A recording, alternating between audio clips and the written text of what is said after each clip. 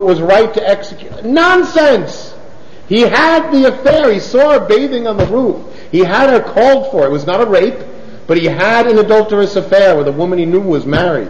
He tried to arrange clearly for her husband to sleep with her after he found out she was pregnant, to throw everyone, not just the husband, but society in general, off his trail.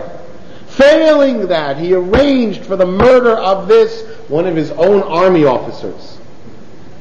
And then there is, right in the text, leave it like that. Don't clean him up from the Midrash. He's a mamzer. Don't clean him up. But let's follow the text. The text then has the court prophet coming before David with a case. Remember the famous case? He says there were two landowners. One had a small plot of land. One was a great rich landowner. The great rich landowner had servants and flocks and herds and all that. The little poor man had one ewe lamb that was more of a pet than livestock. When the rich man had guests, he had his servants take the ewe lamb and slaughter it, and he served it to his guests. And the prophet asks David for his judgment. And David really ticks off. Oh, he's disgusted by this guy. For just this lamb, I decree death. The subtext to this has always been, rabbinically and obviously from the text is, we're always better in God's hands than in human hands. But in the text, the prophet says to the king, you are that man. And he tells him this was Uriah's only wife. He had nothing else. You have all the daughters of Israel to choose from. You're the king, but you took this and you arranged for his death. And then, when the Navi is written in a cloth, meaning on parchment, in the form that the Torah is written for ritual purposes, you don't have to read the prophets or writings like that, but when there is a formal writing of it, there is a Masorah of how a sofer is supposed to write it, the same as Torah script without the vowels, with the crowns and everything.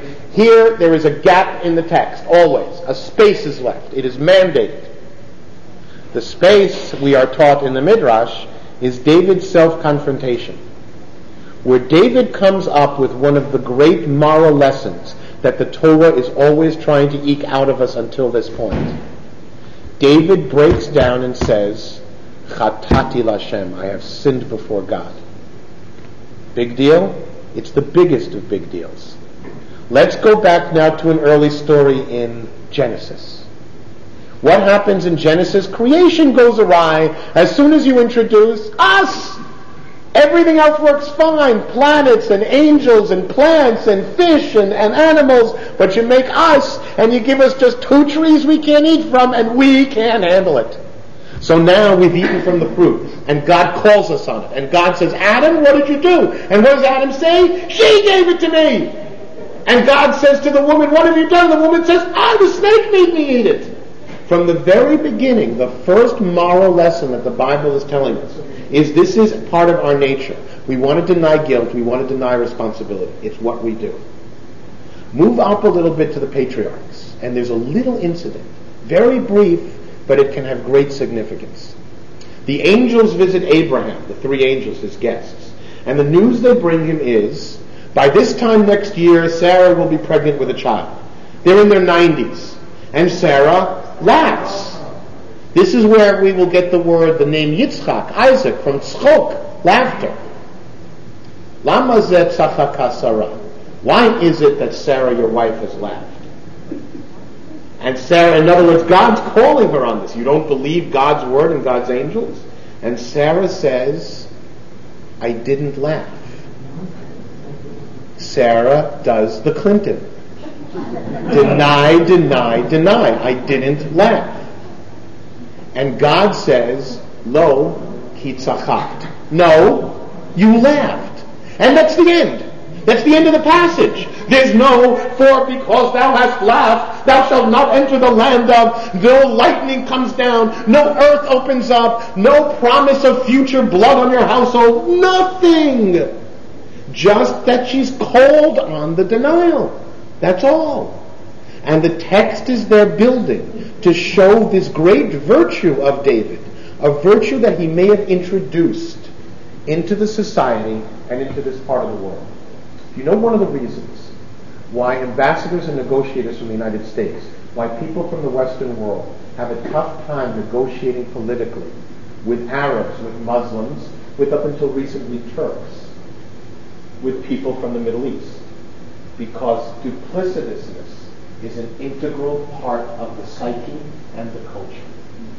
If somebody accuses you, you're supposed to deny it. You're supposed to lie to cover up. You're supposed to lie in your self-interest. Duplicitousness is part of it. If there are two people playing this game, then they can sort of both watch each other till they go blind and work it out. They know everything. In other words, if he says, you watch out or I have 10,000 troops massed on the border, then the one listening knows, well, he's got 1,000 men over there and he's scared.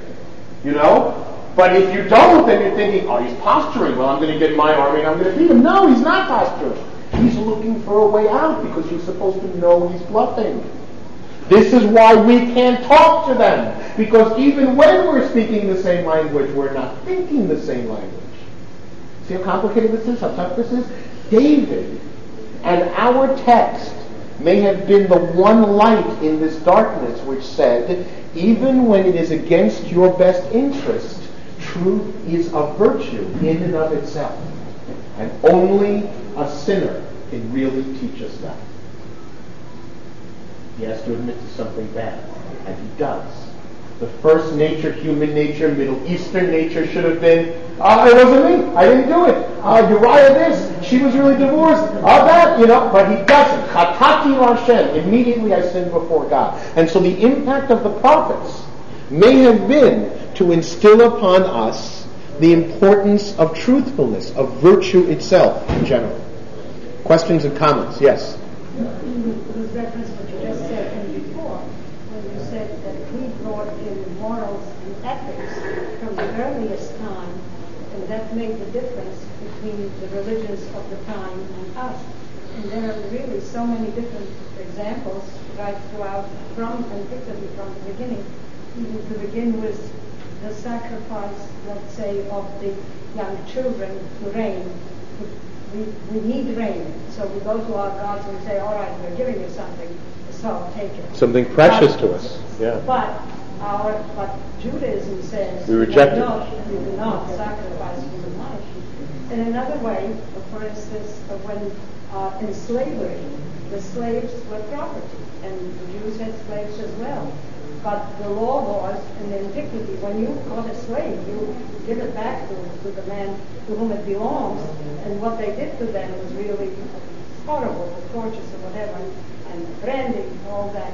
But we are told that you save the one, the slave who's run away, you don't give him back to the owner, you protect him and try to save him.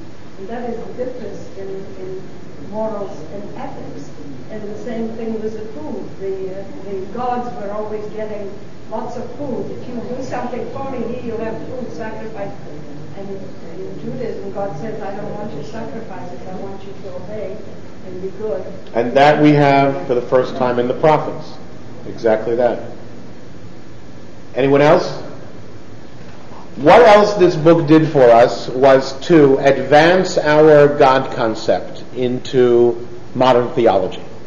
The God concept of the Torah is of the God of Israel. It is a local God. It is our national God. Now, the ancient Greeks, for instance, they had their 12 Olympians, but more than 12 cities. So there were different manifestations of each of the Olympians. So you had Phoebus Apollo here, and Pallas Athena was at Athens, and they added these extra names to these different manifestations of this particular deity. When we reach the three great prophets, Isaiah, Jeremiah, and Ezekiel, we now have a God that is the God of Ethiopians and Egyptians and Assyrians. He is the creator of all. He is the point of origin of all. He is the final judge of all. He is the universal God of modern Judaism, Christianity, and Islam for the first time in these works of the prophets. This is very important. This was perhaps the most important psychological factor that enabled the Jews to remain Jewish after the exile and the destruction of the temple. The reason other nations fade out and their cultures fade out at such a moment in history is because this is the mandate of heaven concept. If our temple is destroyed, our city is destroyed, our king's gone, and we're in exile, our God lost and their God won. And so, there's loyalty and there's loyalty, but he didn't come through for us. So we're certainly, not going to come through for him. We are the first people to say,